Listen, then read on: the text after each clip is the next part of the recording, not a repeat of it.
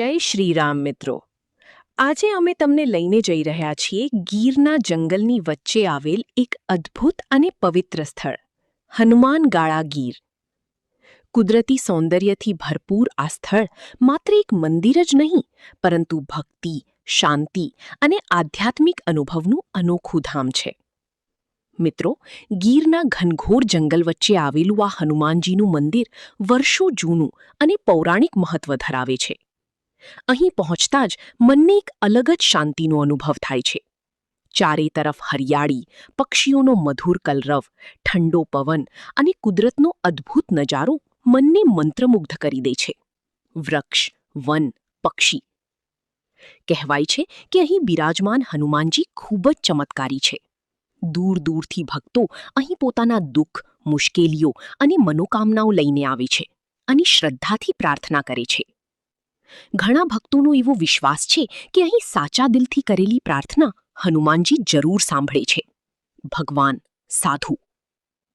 મિત્રો, ગીરનું નામ સાંભળતા જ આપણા મનમાં સિંહો અને જંગલની તસવીર આવી જાય છે, પરંતુ આ જંગલની અંદર આવેલું આ પવિત્ર સ્થળ આધ્યાત્મિકતા અને કુદરતનો અનોખો સંગમ છે। અહીં આવતા દરેક વ્યક્તિને એક અલગ જ સકારાત્મક ઊર્જાનો અનુભવ થાય છે। અમે હાલ આ સુંદર રસ્તાઓમાંથી પસાર થઈ રહ્યા છીએ, જ્યાં એક બાજુ ગીરની કુદરતી સુંદરતા છે અને બીજી બાજુ ભક્તિનો અહેસાસ। રસ્તામાં જોવા મળતા વૃક્ષો, જંગલના દ્રશ્યો અને શાંત વાતાવરણ આ યાત્રાને વધુ ખાસ બનાવી દે છે। ગાડી, વનસ્પતિ। હવે મિત્રો, ચાલો કરીએ હનુમાનજીના પવિત્ર દર્શન અને લઈએ આશીર્વાદ।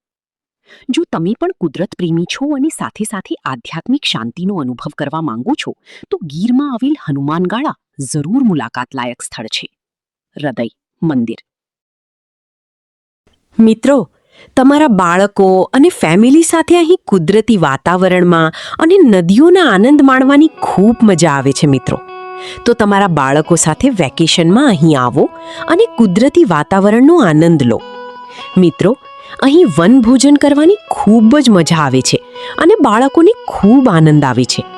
અહીં વન્ય પ્રાણીઓ, પક્ષીઓને જોવાનો લહાવો પણ મળે છે। અને હા મિત્રો, શહેરથી કંટાળીને આખા વર્ષનો થાક અહીં ઉતરી જાય છે કુદરતી વાતાવરણમાં। અને પહાડોમાંથી આવતું પાણી અહીં ખૂબ જ મીઠું હોય છે। હનુમાનજીના દર્શન કરી અને કુદરતી વાતાવરણનો લાભ લીધો અને ખૂબ જ મજા આવી મિત્રો। તો અમારો વિડીયો ગમ્યો હોય તો લાઈક કરજો, શેર કરજો અને અમારી ચેનલને સબસ્ક્રાઇબ કરજો।